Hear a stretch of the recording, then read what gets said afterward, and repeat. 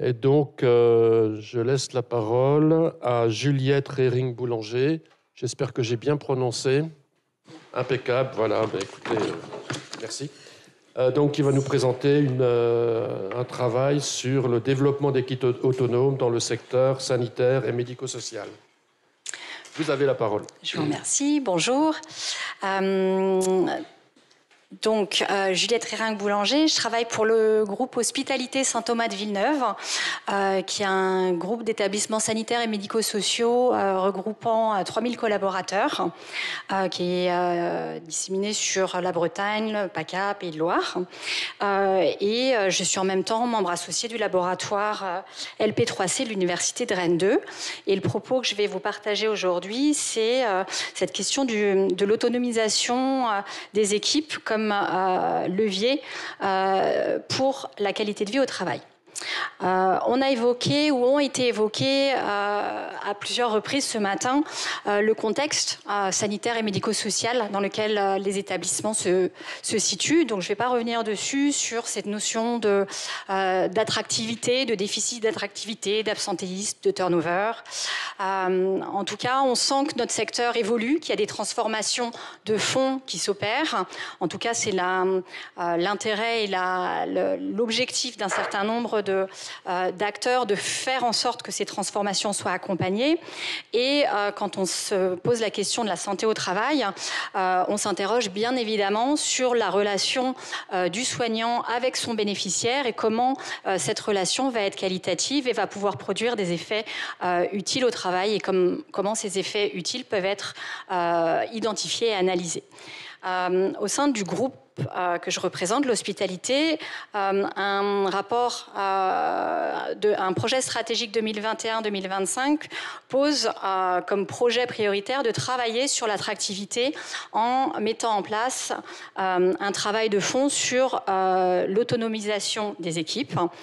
Et c'est ce travail-là que je vais commencer à élaborer avec vous. On est parti de nouvelles approches managériales qu'on a identifiés dans le secteur ou dans nos secteurs et qui pouvaient apporter en tout cas un éclairage en matière d'autonomisation sur les équipes et la façon de les appréhender. Donc les questions autour du modèle Burzog, Lean Management, allocratie, approche Montessori qui sont aujourd'hui des approches expérimentées dans différents contextes et c'est posé pour nous la question du cadre et des principes d'intervention de ces modèles. En termes de conduite de projet, on a ce projet stratégique qui commence en 2021, une équipe projet chargée de conduire et de mener en interne l'élaboration du cadrage de cette démarche d'autonomisation qui fait appel à une candidature, qui fait un appel à candidature interne au sein des 15 établissements qui composent l'hospitalité pour leur dire, voilà, est-ce que vous avez des équipes et des professionnels qui seraient intéressés pour mener une expérimentation qui serait accompagnée par un consultant. En 2022, on retient le consultant, le cabinet Ergo Management, en la personne de Laurent Carcenti, qui a déjà effectué des travaux autour de cette question de l'autonomisation, notamment chez Michelin, et sont associés à cette élaboration du travail en formation-action, à la fois notre centre de formation interne à l'hospitalité, mais également le Living Lab, que je représente aujourd'hui, qui est une forme d'accompagnement des transformations des écosystèmes pour réfléchir justement sur ces nouvelles formes d'organisation. 4 projets quatre établissements proposent des projets, ils sont retenus. En termes d'objectifs, la commande par la direction est d'effectuer une transition vers des nouveaux modèles d'intervention managériaux. Le modèle qui est choisi et qu'on a exploré, c'est plutôt celui du management par la QVT, avec un travail en essayant d'identifier les leviers tant en termes de performance que d'amélioration de la qualité de vie au travail. Le sujet, en termes de problématiques, traité en noir par le consultant, c'est bien sûr l'accompagnement, le déploiement de ces démarches et cette expérimentation. et la délimitation d'un programme de formation à l'attention de nos managers pour pouvoir appréhender des nouvelles postures managériales qui feraient sens pour les équipes. Et en rouge, plus pour l'équipe du Living Lab, c'est mettre en place une méthodologie d'évaluation qui sera par la suite portée en termes de déploiement et de pérennisation pour l'instituer et faire en sorte qu'on ait une démarche qui perdure. Donc, la problématique à laquelle on s'affronte, c'est comment l'expérimentation d'équipe va transformer l'organisation du travail et quels vont être les effets produits en termes de performance et de qualité de vie au travail. Mais au-delà de cette question des effets produits par la démarche, en fait, nous, ce qui nous intéresse pour le Living Lab, c'est aussi la dynamique et la démarche mise en œuvre et comprendre les processus et mécanismes pour pouvoir les dupliquer et les déployer par la suite. 4 types de mesures sont mises en place. On va essayer de chercher quels sont les indicateurs, donc comme je vous le disais, de performance et de qualité de vie au travail en termes d'impact, mais aussi quelles sont les compétences acquises par les collaborateurs qui sont formés par Ergo Management, quelles sont les dynamiques d'apprentissage retenues par les équipes qui déploient ou expérimentent ces équipes, cette autonomisation des équipes, et finalement, qu'est-ce qu'il en est de la transformation et de la dynamique qui est mise en œuvre au sein des 4 établissements, mais pour l'ensemble du groupe, et comment on peut partir de cette première impulsion pour la poursuivre. Je vous ai évoqué qu'il y avait 4 équipes qui étaient en exploration, c'est en cours. Il y a 5 managers qui sont effectivement qui ont été formés et qui suivent ces équipes dans différents services, 2 unités d'Alzheimer, un service de psychiatrie et un 3e service en EHPAD, donc 3 EHPAD et un centre hospitalier. Et en termes de matériel, on est sur de l'entretien semi-directif à l'attention de l'encadrement, mais aussi à l'attention des équipes pour essayer de mesurer finalement quel est le projet d'autonomie, quelles sont les attentes des équipes, qu'est-ce que produit le fonctionnement en autonomie et quelles sont les situations de travail qui sont transformées par ce cadre. En termes de premiers résultats, et je vais passer assez rapidement, les 4 expérimentations ont essayé de délimiter un premier périmètre de travail qui va être soutenu parmi les 4, il y en a 2 qui arrivent à lancer avec leurs équipes cette démarche en autonomie. Il y en a 2 autres pour lesquels la situation est plus complexe, on pourra revenir dessus. Dans les leviers et dans les freins qui sont identifiés, les leviers évoqués par les équipes, c'est redonnons le pouvoir à ceux qui font, c'est-à-dire ceux qui travaillent et ceux qui réalisent l'activité au quotidien. Pour les freins, on identifie, en tout cas ce que nous restituent les équipes, c'est de la défiance et de la méfiance envers l'organisation, en nous disant mais là, vous nous rajoutez du travail, et ça c'est le travail du cadre, nous on a besoin d'un cadre, on ne souhaite pas se substituer à d'autres travaux qui doivent être effectués par d'autres personnes par ailleurs. Donc voilà pour les premiers résultats en termes d'organisation. Là, je vous brosse très rapidement les effets observés et retenus, en tout cas par les équipes, qui peuvent être identifiés dans leur verbatim. Ça peut être de la QVT en termes de santé et d'approche au niveau du travail, en termes de qualité d'accompagnement, mais aussi en termes de performance d'organisation. Donc, je ne m'appesantis pas forcément sur les éléments, mais c'est vrai qu'on a évoqué ce matin les relations au travail, la cohésion d'équipe, la solidarité sont des effets attendus ou en tout cas mesurés par les équipes. Le travail qui est en face de nous en termes de dynamique à l'œuvre, on essaie de l'appréhender au niveau des équipes, en fait, en mesurant quels sont les nouveaux indicateurs qu'ils pourraient nous donner à voir et qui pourraient être les leurs pour suivre la progression dans le temps. En termes de compétences aussi, comment les postures s'appréhendent différemment, et en termes d'apprentissage et de transformation, les acteurs nous disent des choses. Ce qui est tout aussi intéressant, c'est de regarder comment, au-delà de l'équipe ou du manager, comment l'organisation finalement appréhende aussi ces effets en termes de qualité de vie au travail et d'autonomisation. On se rend compte, par exemple, que la négociation de nouvelles règles de travail sont des éléments, finalement, qui mobilisent beaucoup les équipes. Ce qu'on observe également en termes de dynamique à l'œuvre, en termes d'apprentissage, c'est la difficulté d'avoir un alignement entre les équipes qui sont sur le terrain, le cadre, le manager, et puis la direction des services. On s'est rendu compte à l'usage, ou en tout cas quand le consultant a commencé à faire les premiers accompagnements, qu'il ne suffisait pas d'accompagner et de former les managers et les équipes sur leur rôle, mais qu'il fallait impérativement former les directeurs d'établissement pour qu'ils soient alignés en même temps que leur codir, avec un discours ou une communication qui permettent aux équipes de comprendre le sens des transformations qui sont attendues. Et en termes de transformation, on se rend compte que le cadre qui était impulsé autour de cette question de l'autonomie, des règles du travail, en fait, il bouge. Et ce cadre d'action est renégocié et nécessite en fait d'être accompagné par des espaces de discussion. Et ce sera mon point de conclusion, discussion.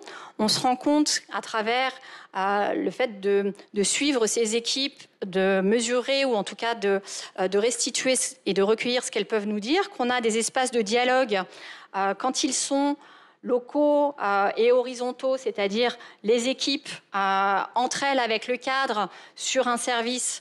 On a des effets effectivement de dialogue qui sont positifs, mais à partir du moment où ça se lève d'un cran, c'est-à-dire que les équipes parlent au cadre et demandent à la direction de changer ou d'améliorer ou d'avoir d'autres espaces de transformation, eh bien les espaces de discussion ne sont plus tout à fait aussi opérants.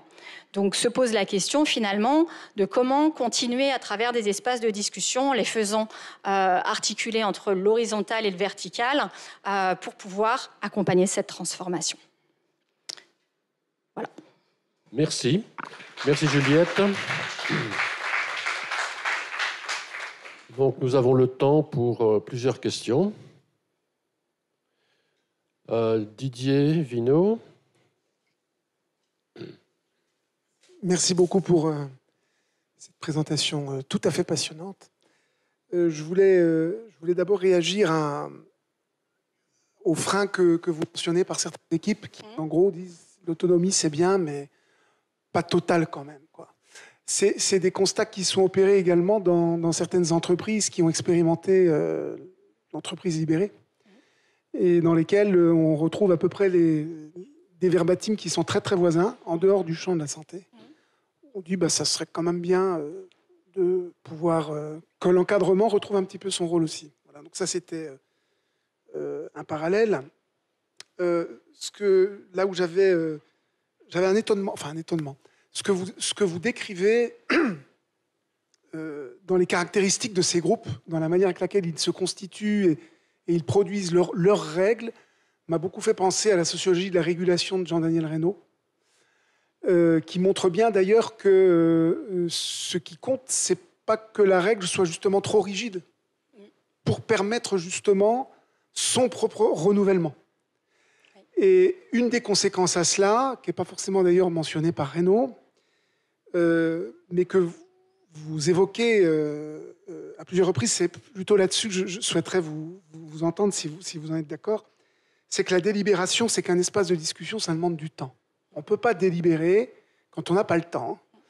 Donc ça suppose évidemment un management qui propose de l'auto-organisation, mais ça suppose aussi un autre rapport au temps dans l'organisation et un autre système de reporting. Tout à fait. Voilà, je ne sais pas si ça, vous avez pu aller observer ou aller jusque-là, mais sinon, on risque d'avoir des expériences qui ne durent pas, quoi. Je vous rejoins complètement. Il ne suffit pas de laisser ou de faire en sorte que les équipes discutent entre elles s'il n'y a pas de relais dans l'organisation et si même, au-delà de l'organisation et de la direction, de la façon dont on accompagne l'équipe, comment on donne aussi à voir leur propre transformation et comment on laisse ces équipes s'exprimer auprès d'autres. La difficulté à laquelle on se confronte confronte là actuellement, puisque c'est une démarche qui est en cours, c'est qu'on a tendance à oublier que ces espaces de discussion ne sont pas uniquement horizontaux et que les directeurs et les CODIR qui sont engagés dans la démarche, même s'ils le sont de manière un petit peu plus reculée, parce qu'ils sont tenus au courant, ils doivent s'investir dans ces espaces-là. Donc, en fait, on se rend compte qu'il faut créer d'autres espaces, mais aujourd'hui, la contrainte, c'est celle du temps. Comment on fait pour dégager du temps dans des équipes qui ont de multiples projets à gérer et qui souhaiteraient avoir ces espaces de temps préfigurés ou installés, et ce qui l'est rarement, où on se rend compte que les personnes sont pas souvent les mêmes d'un espace de discussion à l'autre, parce que absentéisme, parce que remplacement, parce que nécessité de service. Donc oui, ces espaces de discussion, en fait, et c'est là où je pense que la direction doit pointer une nécessité d'un cadre méta, peut-être, pour accompagner justement la poursuite de ces échanges sur un cadre un petit peu plus vaste. Didier, c'est bon? Okay. D'autres remarques, oui.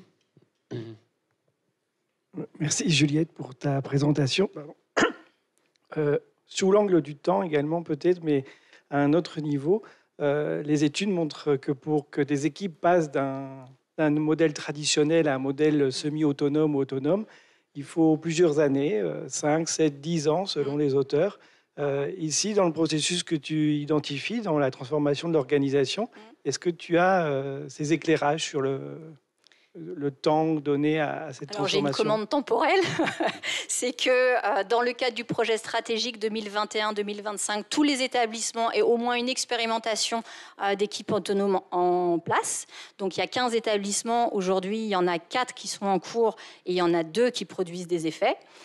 Donc se partage l'interrogation de, à l'aune d'un premier bilan de voilà, quels sont les premiers freins, alors que voilà, tout le travail de mesure qui est fait par le consultant doit apporter des indicateurs complémentaires. Voilà, comment on relaye, comment on conduit, comment on continue. Au-delà de la commande de ces, dans la temporalité, on a 250 managers, il y en a 80 qui sont formés, avec les interrogations, ou en tout cas les inquiétudes mais pourquoi, dans quel sens, vers où. Donc il y a un effort de communication et d'espace de délibération qui doit être mis en place. Donc ça, c'est une prise de conscience, je pense, constante à avoir pour accompagner finalement dans ces logiques de débat le processus. Et c'est ça qui prend bien sûr le plus de temps, et c'est ça qu'il ne faut pas lâcher dans la durée, qui prendra très certainement la temporalité que tu évoques, même si voilà, il y a un certain nombre de jalons qui sont posés en interne. Est-ce qu'il y a des logiques de cycle? Parce qu'on voit par exemple que pour passer d'une équipe traditionnelle à, je disais, semi-autonome, il faut glisser d'abord vers une équipe consultative, puis une équipe ad hoc, avant d'entreprendre réellement une forme d'autonomie. Est-ce qu'il y a ces logiques de cycle et d'évolution ou de progression dans l'autonomie qui sont intégrées au dispositif? Ce que je n'ai pas forcément dit, c'est qu'on a un processus de cercle de communauté d'apprentissage qu'on essaye de mettre en place. Les premiers essayant de discuter et de continuer la dynamique entre eux. Donc ça aussi, c'est quelque chose qui doit on doit essayer d'en déduire les effets, mais de manière globale, en fait, tous les acteurs qui sont engagés, expérimentateurs comme observateurs pour l'instant, devraient pouvoir bénéficier déjà du retour d'expérience et d'une discussion ouverte sur quels sont les freins identifiés par les équipes et qu'elles puissent être appuyées dans la résolution d'un certain nombre de freins qui ont été soulignés. Ça prendra du temps. Une autre question, on a encore un petit peu de temps. Alors, en vous écoutant, je pensais également à certaines communications de ce matin, ce qui montre qu'on peut faire le lien entre les différentes communications. Et je pensais notamment à propos de la délibération, à ce qui a été dit ce matin sur la question de la réflexivité sociale, réflexivité en groupe, etc. Alors, est-ce qu'on peut éventuellement faire le lien entre les processus sous-jacents à ces deux concepts? Je vais faire une tentative. Dans la façon qu'on a de regarder les dynamiques à l'œuvre, c'est pas seulement des indicateurs à froid, entre guillemets, par des questionnaires ou par des entretiens, c'est essayer de voir comment on a une évaluation nommée par Stark de responsive, c'est-à-dire que c'est en interaction avec l'écosystème. Donc c'est toujours des effets d'accompagnement, mais à plusieurs niveaux, qui s'enchâsseraient finalement de l'individuel jusqu'au macro. Et pour faire sens à ce que vous évoquez, ou en tout cas en continuité sur cette notion de réflexivité, c'est comment on accompagne ces débats en fait, et comment on les souligne avec toute l'ambiguïté que ça génère de relayer les propos d'équipe qui peuvent être au stade où on en est un peu chahutés dans les nouvelles organisations qu'ils mettent en place, et en même temps avoir cette continuité de prescription d'autonomie en disant on a un cap et suivons-le et allons au bout de la démarche pour en tirer tous les fruits. Sachant que là, peut-être, la réflexivité, elle dépasse la simple équipe autonome, peut-être plus au niveau de l'interaction entre les équipes, entre l'équipe et l'institution que ça se pose. Et c'est vrai que dans un groupe tel que le nôtre, c'est pas forcément simple. On se rend compte que d'un établissement à l'autre, ils se connaissent pas. Et parfois, dans des établissements où on a 350 ou 400 professionnels, les équipes se méconnaissent aussi. Donc, comment on fait cet effet de levier aussi on peut prendre appui sur un collègue d'un service pour aller plus loin.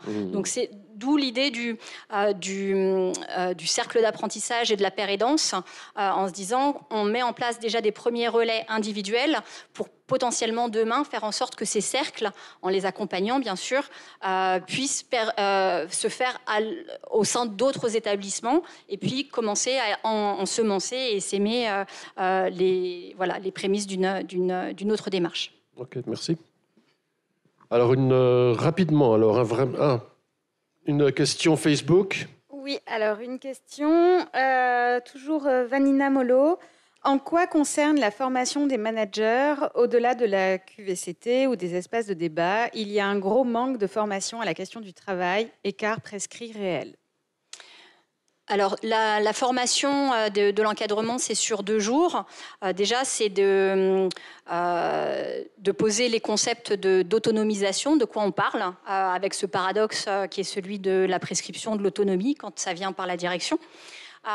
Ensuite, d'étudier quelles sont les postures au travail du manager en fait, et comment ces postures peuvent être amenées à évoluer, sachant que dans des environnements professionnels tels que les nôtres, souvent on devient manager aussi par l'ancienneté. Donc il y a des nouvelles pratiques, ou en tout cas des pratiques managériales sur lesquelles il y a des éléments socles qui pourraient être alimentés et qui le sont à cette occasion-là, en fait, sur la discussion de l'autonomisation et finalement de la perception du cadre, de son rôle par rapport à l'équipe qui l'accompagne. Et comme ce rôle est en transformation, finalement, c'est à la fois c'est une forme de formation-action, puisque ça se fait en 2 jours, cette formation. Les premiers éléments d'encadrement, de posture, de management, délimitation potentiellement d'un premier périmètre de travail, et on se revoit 2 mois après avec les mêmes cadres pour dire, voilà, avec votre équipe, qu'est-ce qui a bougé ou qu'est-ce que vous avez donné comme information, quels sont les effets perçus par votre équipe, et finalement, quels sont les espaces négociés de travail sur lesquels vous pouvez avancer ensemble. Merci. Merci Juliette pour cette intervention, pour ces réponses. Et il faut qu'on passe à l'autre intervention parce que l'heure tourne. Merci.